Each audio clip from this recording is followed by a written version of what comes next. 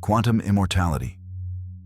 What if you've already died 1,000 times, but your mind simply refused to follow? This is quantum immortality, not a fantasy, not wishful thinking, but a theory rooted in one of the strangest interpretations of quantum physics. It begins with the many worlds interpretation, a theory that says every time a quantum event could go more than one way, it does. The universe doesn't choose. It branches, splits, forks into parallel realities. One where you catch the glass, one where it shatters, one where you lived, and one where you didn't. Now apply this to death, to near misses, to all the times you've almost slipped away. The car almost hit you. The diagnosis almost killed you. The fall almost broke your neck. In one universe it did. But in another, the one you're in now, you survived. And your consciousness, it never experiences death. It always continues in the branch where it's still alive. You never die. Hugh Everett, one of the few physicists bold enough to imagine such a world, first introduced this idea in the 1950s. He believed reality does not end with a choice. It multiplies. And where does that leave you? In the one branch where the gun jammed, where the plane missed the mountain, where the cancer inexplicably went into remission, where some invisible thread kept you alive, like flipping a coin 100 times and always landing on edge, like watching every friend fall around you in a war that never ends. But somehow, you're always the one crawling out of the smoke. Physicist Max Tegmark once described it like this: in quantum suicide, the observer never experiences death. They always find themselves in the branch where they survive. That survival becomes the default, no matter how improbable, no matter how broken the world around you becomes. And here lies the terror. Immortality isn't glory. It's not peace. It's not a fantasy of eternal youth. It's endurance. You'll age. You'll lose people. You'll suffer illness, decay, isolation. You'll watch your body fail again and again, yet never cross the threshold. Because the only path your mind knows is the one where it wakes up. Eventually, the cost of survival outweighs its meaning. You survive the war, the famine, the accident, the loneliness. And still, you go on until even breathing becomes unbearable. This is quantum immortality, not a reward, but a sentence, a hallway with no door, a candle that cannot burn out, no matter how dark the room becomes. As Friedrich Nietzsche once said, to live is to suffer. To survive is to find some meaning in the suffering. But what if survival no longer has meaning? What if it's just inertia? You may have already died. Once in a car crash, once in a hospital bed, once as a child who nearly drowned. But those versions of you are gone. And this version, the one hearing these words, is the one that always survives, even when it doesn't want to. Maybe that's the cost of being conscious. Maybe life doesn't end, it just refuses to. And you wake up again and again and again, until survival itself becomes the curse. The simulation hypothesis. If everything you've ever known was fake, how would you know? The simulation hypothesis suggests that our universe, your life, your memories, your pain, might not be real at all. It might be a program, a simulation, a highly advanced piece of code running on a machine so powerful, so alien, it makes gods out of engineers. You are not a body. You are data. You are a conscious line of code, trapped in a world made of mathematical rules and digital textures. This isn't science fiction. It's a growing philosophical and scientific argument, backed by thinkers like Nick Bostrom, who famously proposed that if it's possible to simulate consciousness, and civilizations live long enough to do it, then we are almost certainly inside one of their simulations. Statistically, it's more likely we are one of billions of simulations, not the original base reality.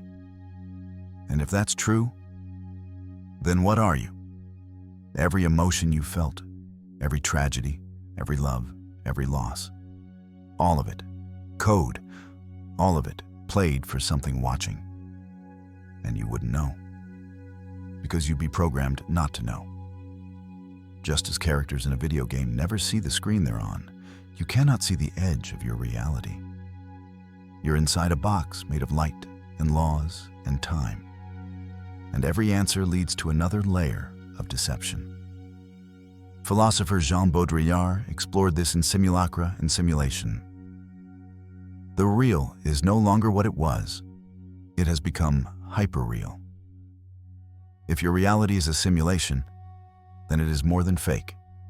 It is a copy without an original, a lie with no truth beneath it, a mask over a face that never existed. Worse still, if you are being simulated, then someone or something is watching. Maybe they're studying you. Maybe they're laughing. Or maybe they abandoned the program long ago, and you've been running alone, glitching, breaking down. Have you noticed the oddities? The repeated faces, the déjà vu, the numbers that seem to follow you, the strange pause in time when no one speaks? These are the cracks, the seams, the system showing itself. Because the terrifying part of this hypothesis isn't that your world is fake. It's that your pain is real. Inside a fake world. And if you beg for meaning, if you cry out for God, you may only hear static, because gods don't answer simulations, they just run them. Solipsism. What if no one else is real? Solipsism is the idea that only your own mind can be known to exist. Everyone else, your friends, your family, even me, might be illusions, projections, phantoms stitched together by your consciousness to fill the unbearable silence of an empty universe. You are not one of many. You are one of one, a single point of awareness in an endless void, inventing a world so you don't go mad from the weight of solitude. This isn't a thought experiment, it's a crack in reality. You've never been inside anyone else's head. You've never seen through their eyes. Everything you know of them comes through you. Your thoughts, your senses, your interpretations. So how can you prove they exist at all? Even science can't save you here.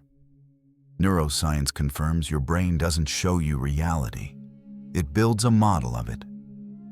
And if that model is all you've ever known, who's to say you didn't build everything? As philosopher George Berkeley once claimed, to be is to be perceived. But who is doing the perceiving? And what happens when you stop looking? The people you love. Do they disappear the second you turn your back? When you say goodbye? Is it forever? Are you talking to real people? Or just echoes inside your skull? And the conversations, the empathy, the warmth in their eyes? Could your mind be that cruel, that desperate? To invent love just so you wouldn't feel alone? Maybe you created this entire world at the moment of your birth. Maybe every interaction is just you, speaking to yourself through 1,000 different mouths. Maybe there are no other mouths at all. René Descartes famously said, "I think, therefore I am." But he never said they think. He never proved they are. You could be God. You could be the last dream of a dying mind. You could be an accidental consciousness floating in nothingness, trying to make sense of its own insanity. And when you die, the world might end, the stars might go out. The memory of every person might vanish, because you were the one remembering them. Solipsism is not a theory. It's a curse. Because even if you prove it wrong, you're still the one who proved it. And that might be the loneliest thought in the universe. Boltzmann Brain. What if you're just a brain floating in chaos, hallucinating your entire life? The Boltzmann Brain is one of the strangest, most disturbing implications of thermodynamics and probability. It suggests that it's more likely for a single brain to randomly fluctuate into existence, complete with fake memories and sensations, than for an entire structured universe like ours to form from chaos. In other words, you might be nothing more than a brief glitch in entropy, a lone consciousness flickering into awareness in the void, dreaming a lifetime that never happened. This idea comes from 19th century physicist Ludwig Boltzmann, who tried to explain the low entropy state of our universe. If the universe is eternal and chaotic, then over infinite time, random fluctuations will occasionally create order. But statistically, it's far easier to spontaneously form a single brain, yours, than to form galaxies, planets, and life. So, the unsettling question: is it more likely that you're living in a stable cosmos? Or that you are a freak accident of randomness, hallucinating all this as you dissolve back into entropy? Your memories, not real. Your past, never happened. Your parents, your friends, this sentence, just an internal projection of a brain that was never born and will never live again. Physicist Sean Carroll once warned, "If you believe you are a Boltzmann brain, you should stop trusting your beliefs." And that's the paradox. Because if you are just a disembodied brain, everything you think you know is a lie. There is no test you can perform, no way to wake up, because there's nothing to wake up to. Just void, and you thinking for a moment. Worse still, according to some models, Boltzmann brains would vastly outnumber normal conscious beings, which means, statistically, it's far more likely that you are a solitary fluke than a human being in a real world. And if that's true, this life you cherish, this story you think you're living, it's already gone, already lost, already collapsing into nothing as your borrowed thoughts begin to fade. Your lover's voice, the smell of rain, the sound of your name, all just static in a cold, meaningless universe. And somewhere, not far from here, you stop thinking, and that's the end of the world. Brain in a vat. What if your body is a lie, and you're just a brain floating in silence? The brain in a vat is a modern twist on Descartes' evil demon, an experiment in radical doubt. It asks a simple, horrifying question. How do you know you aren't just a brain, suspended in fluid, connected to a computer, being fed your entire reality? Everything you see, hear, touch, fabricated, every relationship, every memory, your sense of self, your sense of time, all simulated by electrical impulses. And you'd never know. This idea was formalized by philosopher Hilary Putnam, who used it to challenge our assumptions about knowledge, perception, and reference. Because if a brain in a vat receives the exact same stimuli as a person in the real world, there's no functional difference. Your life could be nothing more than a convincing hallucination. There is no proof that the world outside your mind is real. Only that your experience of it feels real.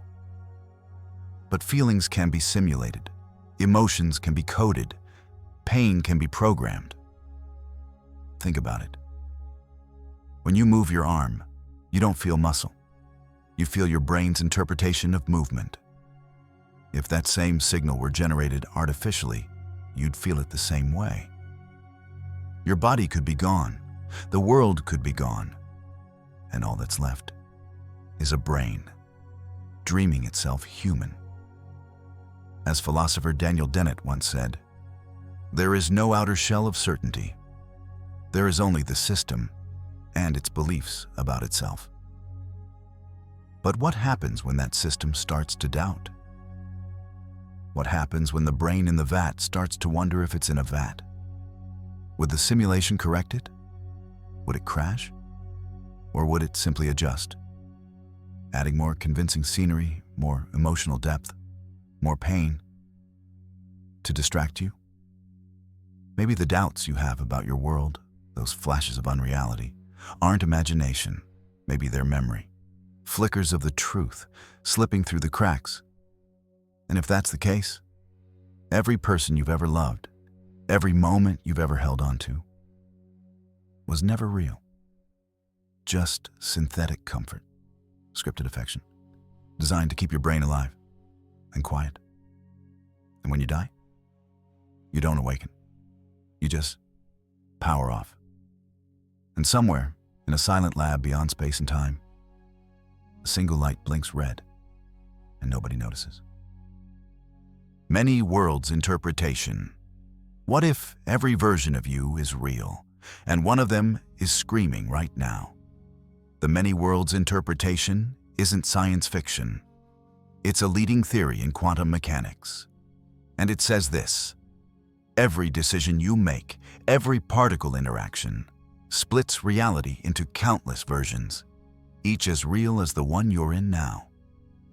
Every time you flip a coin, both outcomes happen. You just follow the version where one side lands, but the other version continues, without you. This theory was first proposed by Hugh Everett III in 1957, rejected for decades, and now taken seriously by many physicists who realize it solves one of the most disturbing mysteries in quantum physics. Why do particles exist in multiple states until observed? The answer: they don't collapse into one outcome. They split reality in two. Every choice you didn't make, you did, just not here. There's a version of you that said yes instead of no, that stayed instead of left, that jumped, that didn't get out in time. In one world, you lived. In another, you bled out on the floor. And neither version is more real than the other. As theoretical physicist Sean Carroll explains, the universe branches over and over into a multiverse of possibilities, all of them happening, all of them you. It means your life isn't a single thread. It's a tree with infinite limbs, and you're walking just one. But what about the others? The you that watched your partner walk away, the you that lost the child, the you that never healed. They're out there, trapped in their own timelines, unable to escape, just like you. This theory forces a terrifying truth. There is no correct reality, only countless yous, endlessly splitting, endlessly diverging, each carrying the burden of different regrets. It means every nightmare you avoided became someone else's truth, and every joy you missed was lived by a version of you that you'll never meet. So which one are you? The lucky one? The mistake? The one just holding on? And if you're reading this now, somewhere in the multiverse, another version of you never made it this far. You may feel like a single self, but the truth is, you're already fractured, already spread thin across time, space, and suffering. The multiverse didn't just split reality, it shattered you. Eternal recurrence. What if you've lived this exact moment infinite times before? Eternal recurrence is not just a myth. It's a philosophical nightmare, and it begins with a question so terrifying, most refuse to answer it honestly. Would you live your life again? Exactly as it is? Forever? This is the idea of eternal return. The time is not a line, but a circle. that the universe, with all its energy and matter, is finite, and over infinite time, every arrangement will repeat, not just once, but endlessly. That means your life, your birth, your breath, your mistakes, your grief, your death will happen again and again and again, exactly the same, down to the blink, down to this word. First imagined in ancient India and Greece, it was reborn through Friedrich Nietzsche, who presented it not as science, but as an ethical test. He asked, "What if a demon crept after you in your loneliest loneliness and said, 'This life, as you now live it, you must live once more and innumerable times more'?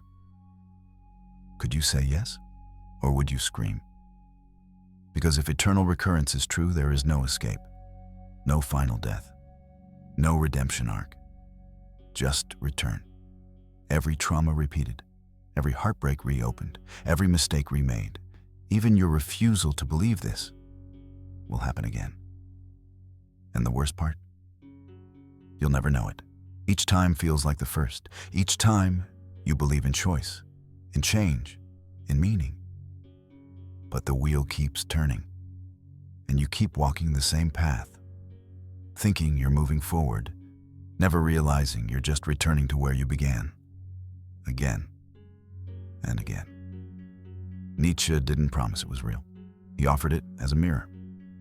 Because if you can't bear to live your life again, exactly as it is, then maybe you're not truly living at all. So ask yourself, could you do this forever? This exact moment, this exact regret, this exact joy, looped into eternity? Because you may already be doing it. And the only way out is to find a life you could endure forever. Or to accept that you never had a choice. That this isn't the first time you've heard these words. Not even the 100th. You're not moving through time. You're spinning in it. And it's already begun again. The Anthropic Principle. What if the universe looks perfect, only because you're the one looking? The Anthropic Principle isn't a comfort. It's a trap. It whispers that the universe seems tailor-made for life, not because it was designed, but because if it weren't, you wouldn't be here to notice. It says, the reason the universe has the exact right conditions for atoms, stars, consciousness, is because only in this version of the universe could a conscious observer arise to ask why. You are not the center of creation. You're the byproduct of a lottery you never saw drawn. From gravity to the charge of the electron, from the cosmological constant to the speed of light. If even one of these values were slightly different, the universe would collapse, burn out, or never begin. And yet, here you are, breathing, thinking, questioning. But don't mistake this for purpose. The Anthropic Principle doesn't say the universe was made for you. Only that you are in the kind of universe where someone like you could emerge briefly. It's a circular cage of logic. The universe is observable because it permits observers. You exist to wonder why you exist. And that's it. As physicist Brandon Carter, who coined the term, once stated, what we can expect to observe must be restricted by the conditions necessary for our presence as observers. You only see this world because this world lets you see, but what about the others? What about the countless failed universes, where stars never formed, where time collapsed, where life was almost possible? Do they exist? Were they born, only to die in silence? And what if our universe is the statistical freak, the one that slipped through the chaos just to create you? That would make you an accident in an ocean of void, a fluke, a brief flicker of self-awareness, marveling at the conditions that made its brief flicker possible. You are here, but only because all the versions of you that couldn't be here aren't. And if that's true, there's no answer coming. No divine blueprint, no cosmic message, just a question that loops forever. Why does the universe look like it was made for me, if it wasn't? Maybe the real horror isn't that the universe is indifferent. Maybe it's that it simply doesn't care if you ask. Because it never meant to make you. It just didn't stop you from happening. And now, you're here, alone, marveling at a universe that never noticed. Retrocausality. What if the future is the reason the past exists? Retrocausality isn't time travel. It's something stranger. It suggests that the arrow of time might not point forward. That events in the future could influence the past, quietly, invisibly, rewriting the reasons things ever happened at all. It means what happens next might already be shaping what's happening now. In quantum physics, this isn't just speculation. Experiments like the delayed choice quantum erasers show that a measurement made in the present can seemingly decide the behavior of a particle in the past, as if the universe retroactively rewrites its history based on how it's observed. Causality, the bedrock of logic, begins to dissolve. You think you make choices in the moment. You think cause leads to effect. But what if your future choices are whispering back to you, rearranging your path without you knowing? You may feel regret. You may wonder how you ended up here.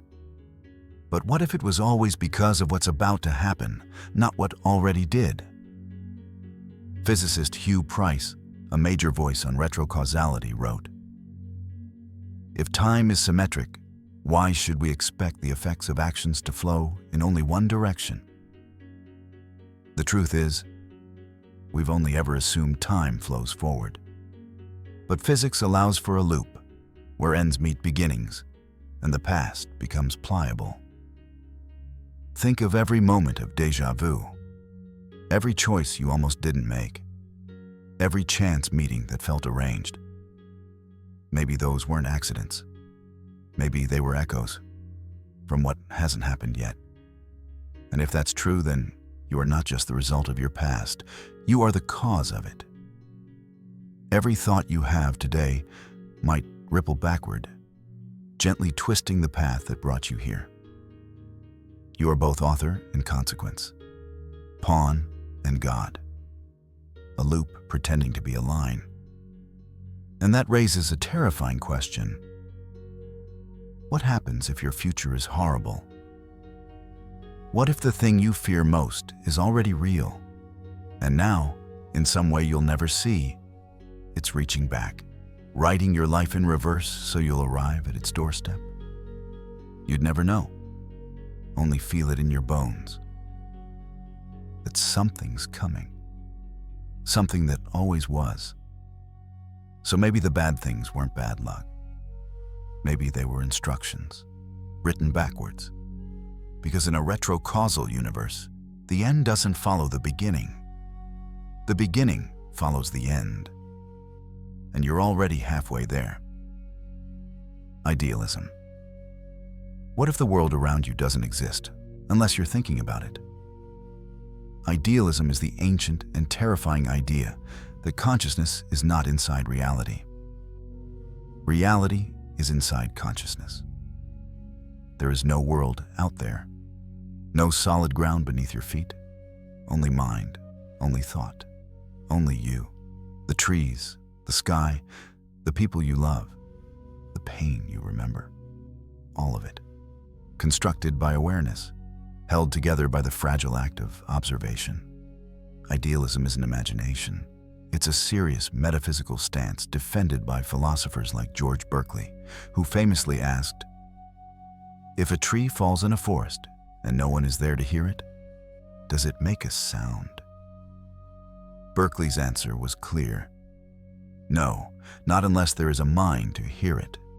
He believed that the entire universe exists only as a collection of ideas within a mind, either yours or God's. Even modern physics nods toward the uncanny.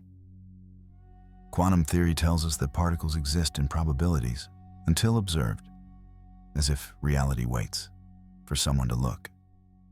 Which means this room you're in, it might not exist when you blink.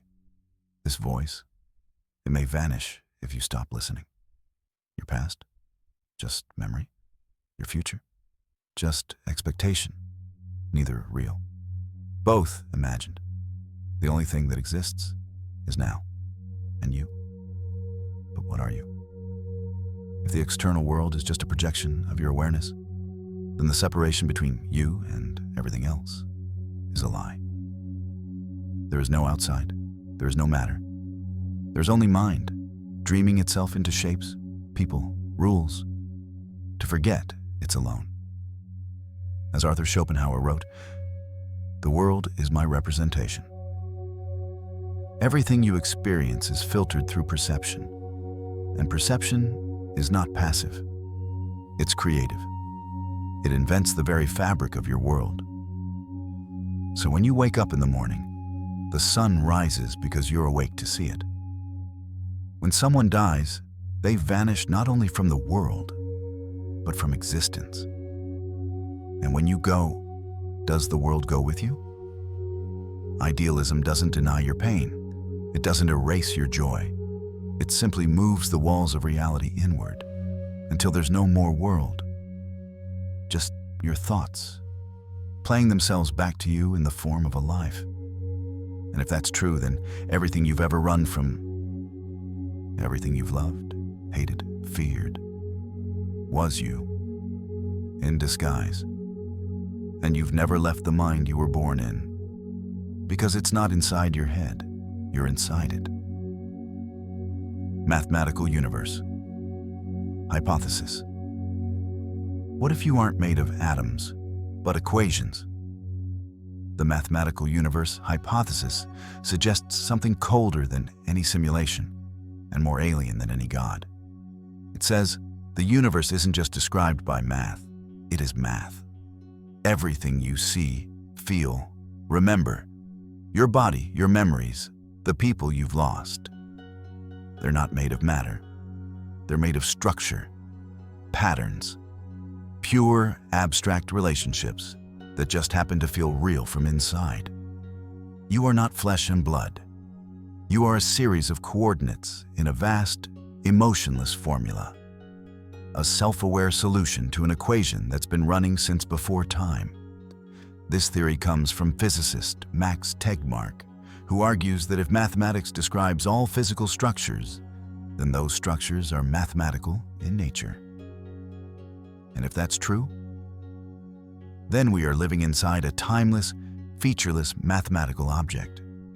Not a simulation, not a dream, a theorem. Everything you experience, love, pain, death, is just data flowing through geometry. You don't feel like math, but your neurons fire according to equations. Your memories decay according to probability. Your heart beats in patterns. And when you cry, even that follows a curve. We've mistaken math for a language, but maybe it's the substance. Maybe reality doesn't contain numbers, it is numbers. And you, your story, is just a spike in the graph. As Tegmark writes, if the universe is a mathematical structure, then our physical reality is not only described by mathematics, it is mathematics. There is no randomness, no free will, only outcomes waiting to be solved. So what are you? A glitch? A function? A self-referencing loop caught in a brief moment of awareness? If the universe is math, then everything is predetermined. There is no you choosing, only numbers, unfolding. And if that's true, then even your suffering has no meaning. Not because it's insignificant, but because it's inevitable. It could not happen. It was always part of the structure. The smile of someone you lost, the words you regret, the future you'll never reach. All of it coordinates on a graph no one can see, running forward, backward, and nowhere at all. And when it ends, you don't die. You resolve because you were never alive. You were always just an answer to a question that never needed to be asked. Holographic Principle. What if everything around you is just a shadow on a distant wall? The holographic principle is one of the most disorienting ideas in theoretical physics. It proposes that everything you experience, your body, your memories, the sky above you, the people you love, may not exist in 3 dimensions. They may be projections, flickering images encoded on a distant, 2-dimensional surface, like shadows on the wall of a cosmic cave. This isn't metaphor. It's serious physics, born from the black hole paradox. When scientists realized that the information about everything falling into a black hole didn't disappear into its core, it clung to the surface, a shell, a boundary, a skin. And then the terrifying leap was made. What if our entire universe works the same way? What if everything inside, the galaxies, the planets, the people, is just a holographic projection from a vast cosmic boundary we'll never touch? You are not in the universe. You are the image of something inscribed at its edge. As physicist Leonard Susskind described it, the world is a hologram. All the information about what happens inside a region of space is encoded on its boundary, which means the 3rd dimension might be a convenient illusion, a trick of perception, a lie told so your consciousness doesn't unravel from flatness. You've never really touched anything. You've never truly seen depth. Every gesture, every kiss, every act of grief. Just shadows, bent light, echoing patterns of something else. So what does that make you? A puppet of math, a shimmer of data, a phantom playing a part on a stage that isn't even there. Your life might not be in the universe. It might be encoded on the edge of it. Everything you've done, etched into the perimeter like grooves in a record, playing back again and again, a loop, and you, thinking you're the sound, never seeing the surface beneath you. But here's the final fracture. If reality is a hologram, then space is an illusion. Time is an illusion. Identity is an illusion. And consciousness? Just light bouncing off a wall you'll never see. So when you look in the mirror, remember, that's not your reflection. That's your projection. There is no center, no inside, only code on the outer edge of everything. And it's not you looking out. It's the universe looking in. Morphic Resonance. What if your thoughts are not your own, but echoes from lives that came before you? Morphic resonance is not accepted by mainstream science, but it lingers like a ghost, because it feels like something we already know. It says that nature has memory, that patterns, behaviors, and even thoughts are not just learned. They're inherited from a collective field that surrounds and shapes all living things. You are not starting from scratch. You are repeating something, and it may not belong to you. The idea was proposed by biologist Rupert Sheldrake, who suggested that once a pattern of behavior occurs in one member of a species, it becomes easier, more likely, for others to follow.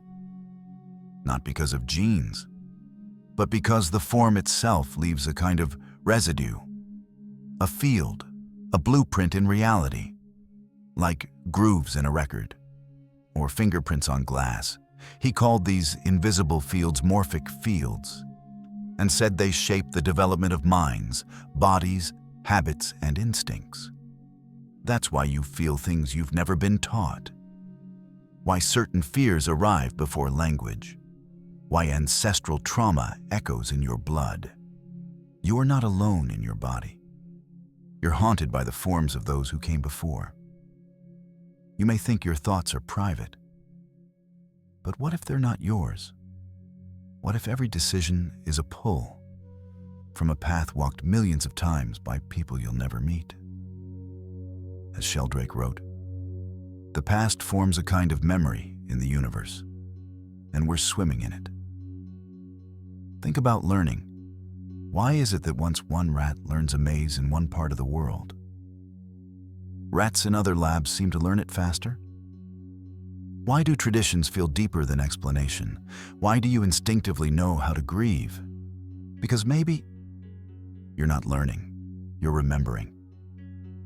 Morphic Resonance tells us that nature is not a machine, it's a memory palace. And you are a new variation in an ancient song, a note hummed by a billion voices behind you. But here's the haunting part. If you are shaped by unseen fields, then how much of you is truly you? Where does the inheritance end and the self begin? Maybe the answer is, it doesn't. Maybe your sadness is borrowed, your joy inherited, your identity an echo. And maybe you're not living a life. Maybe you're continuing one. Non-duality. What if there is no you and no world, only the illusion that they are separate? Non-duality is not a belief. It's not a philosophy. It's the end of all beliefs. The final unraveling of the illusion that there is a self inside a world, looking out. It says, there are not two things. There is not you and everything else. There is only this, raw, undivided reality, without subject, without object, without edges. The boundaries you cling to between self and other, mind and body, here and there, are artificial, mental overlays, labels painted on water. Non-dual awareness reveals that the thinker and the thought are the same, the observer and the observed, one event. You are not in the universe. You are the universe wearing a mask called I. These ideas are echoed in the ancient traditions of Advaita Vedanta, in the words of mystic sages like Ramana Maharshi, who said, "There is no such thing as I." The thought I is the first illusion. You are not your name, not your past, not your voice narrating this moment. Those are reflections in a mirror you've mistaken for yourself. But the mirror was never broken. You just stared too long at the cracks. And the person you think you are is a story, a memory loop reinforced by repetition, a character built from thoughts, pretending it's separate from the script. But who is thinking those thoughts? When you strip everything away, your identity, your fears, your opinions, what remains? Not emptiness, not silence, but presence, awareness without a center. You can't grasp it, you can't describe it, because anything you try to describe is already too late. The moment you say, "This is it," you've turned it into something else. Non-duality is not something you find. It's what you always were, before the mind told its first lie. So where do you end? Where does the world begin? You breathe in the sky. You exhale into the trees. You're not observing the world. You're arising with it. And when you finally stop trying to hold on to yourself, you don't disappear. The illusion does. And in that moment, there's no more seeker, no more search. Just this, timeless, whole, and quietly watching itself unfold. The hard problem of consciousness. What if no one will ever know what it feels like to be you? The hard problem of consciousness is the last question science may never answer. It's not about intelligence, or brain function, or mapping neurons in a lab. It's about experience, the raw, private, first-person feeling of being alive. Why does a brain, a lump of gray matter and electrical impulses, produce qualia? Why does it feel like anything at all? You see the color red, you hear a symphony. You remember a dream or a kiss, or the moment you realized someone you loved was never coming back. These are not data points. They're textures of consciousness, soft, vivid, ineffable. And yet, No one else can access them. They belong to you, and only you. Neuroscience can describe what happens when light enters your eyes, but it cannot explain why red looks red, why it has a feel, why it isn't just code. This is the divide between function and feeling, between matter and mind, between a brain and a self. Philosopher David Chalmers named it the hard problem, because explaining how the brain processes information is easy compared to this. Why does physical processing give rise to a rich inner life at all? Why don't we function like zombies? Why don't we just act and speak and move without anyone being home? Maybe we're wrong to think consciousness emerges. Maybe it was always here. Maybe the universe isn't made of matter that thinks, but of thought pretending to be matter. Or maybe we're alone, each trapped in our own sealed skull, a world of feelings no one else can reach. A flickering mind, burning behind the eyes, never fully seen. And if that's true, then no one will ever truly know you. Not your mother, not your lover, not even you. Because to observe something is to stand outside it. And consciousness has no edges, no surface to touch, only depth. So maybe you're not a person. Maybe you're a question that never stops asking itself what it means to feel. And in the end, that question may echo forever, unanswered, unseen, but still awake. Phenomenalism. What if the world only exists when you experience it? Phenomenalism is the idea that reality isn't made of things. It's made of appearances, that objects don't exist in themselves, only as bundles of perception. And when you're not perceiving them, they're not there. The table, the moon, the person you love, they vanish the moment you stop seeing, touching, hearing. Not because you're imagining them, but because perception is their existence. The world doesn't sit there waiting for you. It unfolds for you, and only for you. Philosopher George Berkeley once wrote, "To be is to be perceived." You never see the back of your own head. You've never watched yourself sleep. You trust the hallway still exists when you leave it. But that's not knowledge. That's habit. Phenomenalism says there is no hidden world beneath appearances. There is no furniture of the universe, only the flicker of experience. Here when you attend to it, gone when you don't. So what happens to your childhood home when you forget it? Where does your lover go when you turn away? If you close your eyes, does the sun still rise? Or does it pause quietly behind your eyelids? This isn't a dream. It's worse. It's a world that obeys your attention, but not your will. You don't control what you see, but what you don't see might not exist at all. Phenomenalist thinkers argue that the idea of a world out there, independent of all minds, is unnecessary. If nothing is ever experienced unperceived, why assume it exists? The universe becomes not a place, but a sequence of sensations. Color, sound, touch, memory. The rain doesn't fall unless you feel it. The city doesn't breathe unless you're in it. Even your own body is just the part of the world you happen to perceive most often.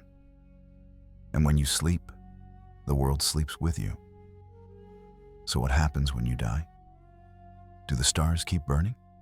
Do the oceans churn without your awareness? Or does everything collapse, quietly, politely, back into nothing? If to be is to be perceived, and your perception ends, then the show ends too.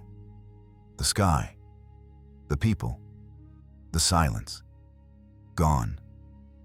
Because there was never a world behind the curtain. Only the curtain, only the view, only you. The Mandela Effect. What if your memories are real, but the world changed around them? The Mandela Effect is a glitch in the collective mind. A moment when thousands, sometimes millions, remember something the exact same way, only to discover it never happened. Not in this world. Not anymore. Did Nelson Mandela die in prison in the 1980s? Many people remember it vividly. News reports, mourning, even funerals. But he didn't. He died decades later, in 2013. So where does that memory come from?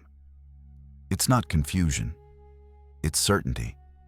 That eerie, unshakable knowing that something used to be different. Was it Berenstain Bears? Or Berenstain? Did the Monopoly Man wear a monocle? Was it Luke, I am your father? Or something else? You remember it clearly. You feel it. And yet, you're wrong. Or are you? The Mandela Effect raises a terrifying possibility. That reality is not fixed. That the past is not solid. That the timeline can bend and no one notices except you.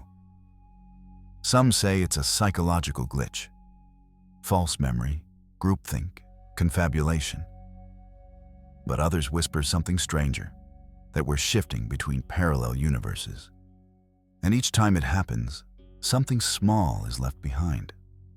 A scar, a mismatch, a haunting.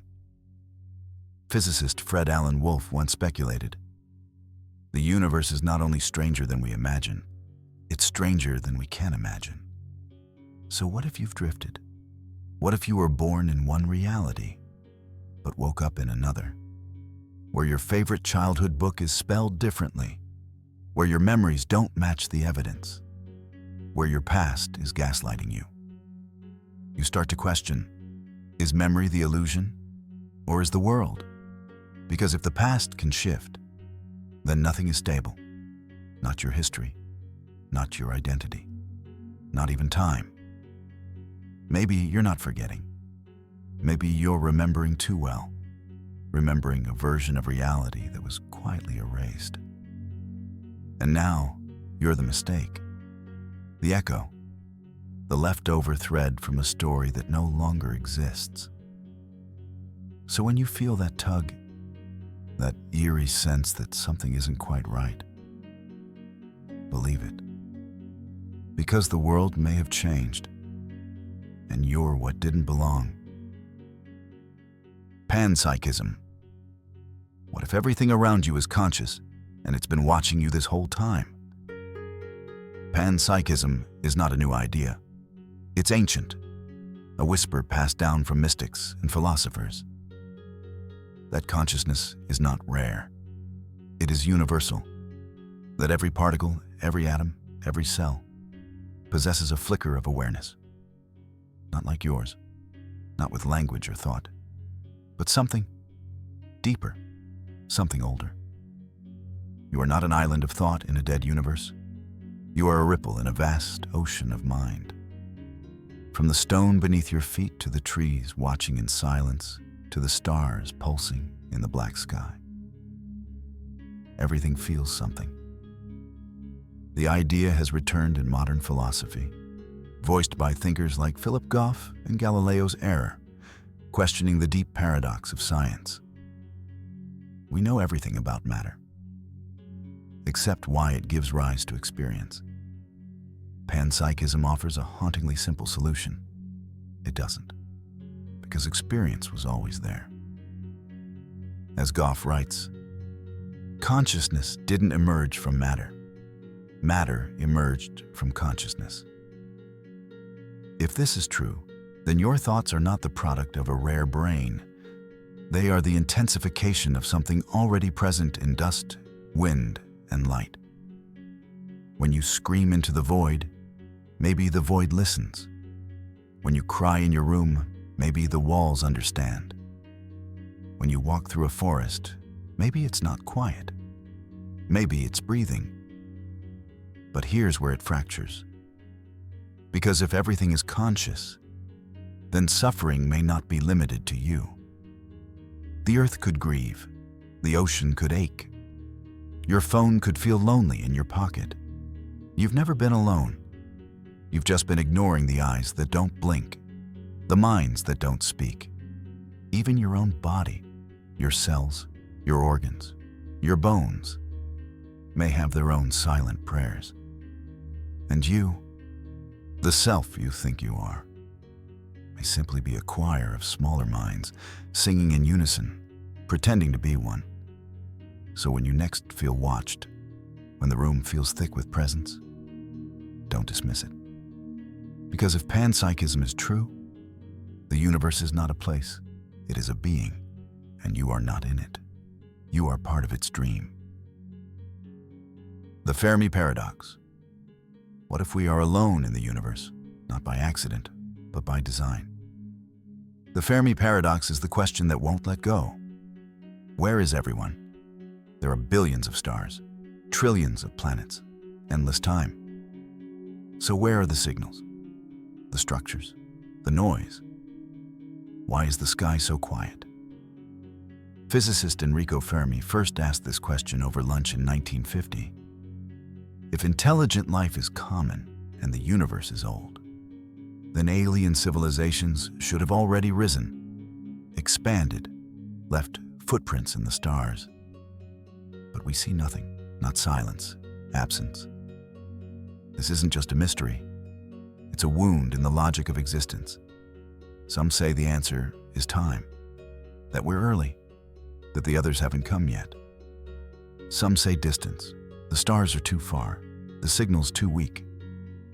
But darker answers whisper through the static.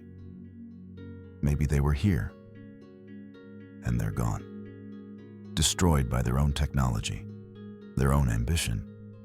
Or maybe they're hiding, watching.